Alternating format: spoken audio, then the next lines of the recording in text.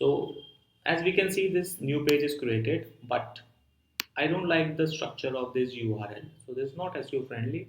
It is, but I just want to show telencom.com/hello world. That's it. I don't want to show this date. So how can I do that? So let's check it out. So I will go back to the dashboard, and inside the dashboard, I will go to the settings, and there is a permalink option over here. I'll click this. So right now the permalink structure or the link structure, it is showing me day and name. So all my pages will look like this.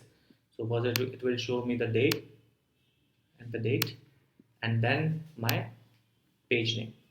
So I want to show my pages like this, not like that. So I will just have to click this post name.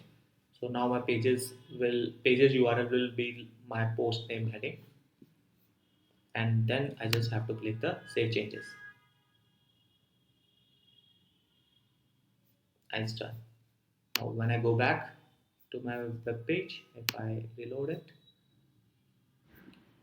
it is showing me this page doesn't exist because earlier it was, right? Now I will go back to the home page, and this page is still there, but its permalink is changed, and this is what we were going to achieve, and it is done now.